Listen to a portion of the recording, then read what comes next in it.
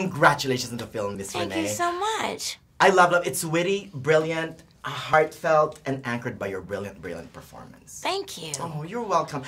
I want to talk about the two aspects of the film that hit me the most, you know, the heart first, the heart of Judy Garland. When you were digging deep into the psyche of Judy, the person, was it hard to separate Judy the icon from Judy the person? And I guess, how did you find the heart of Judy Garland?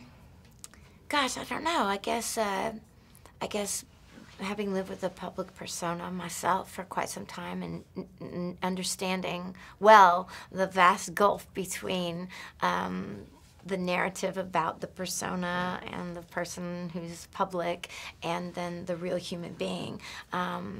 You know, I understand the vast gulf between that fiction and the truth. And so I guess I kind of took that perspective in digging around the materials that are available on public record to come to imagine what it must be like living under those circumstances. You were so awesome with every tics and of Judy without even knowing that you're acting. You know what I mean?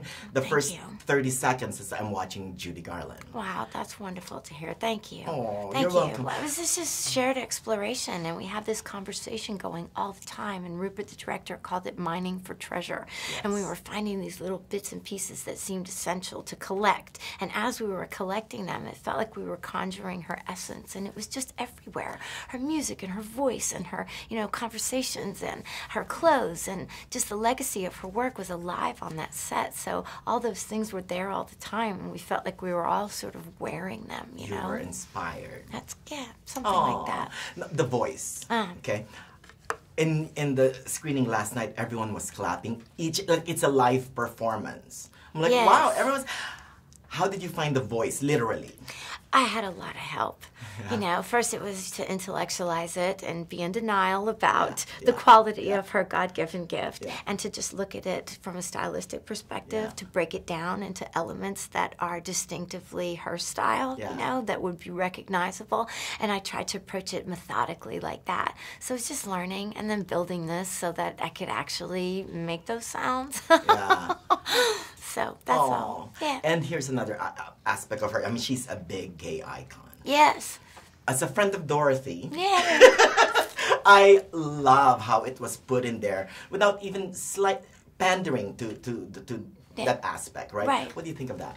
Well, it's important to recognize what it is that she meant to the LGBT community, especially in that time when it was just barely legal to present yourself as a member of that community in London, especially.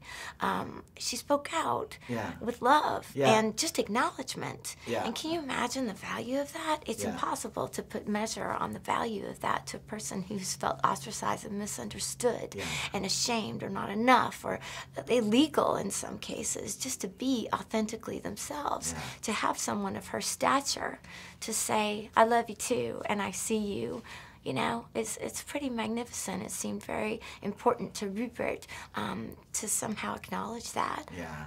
And that's why digging deep into her life now is as important as it was back then, I right? agree. Yeah. And I mean, the parallels between her passing and the beginning of Stonewall are undeniable, you know? Yeah. And yeah, all of it. Well, I'll see you summer over the rainbow, Oh, over the Dolby I Theater, love it. at the Academy Awards, Miss Renee. Well, anyway. Yes, not good. Oh, wow. It's nice to see you, sweetheart. Oh, thank thank you. you Thank so you. much. It's so nice to talk to you always. Aw.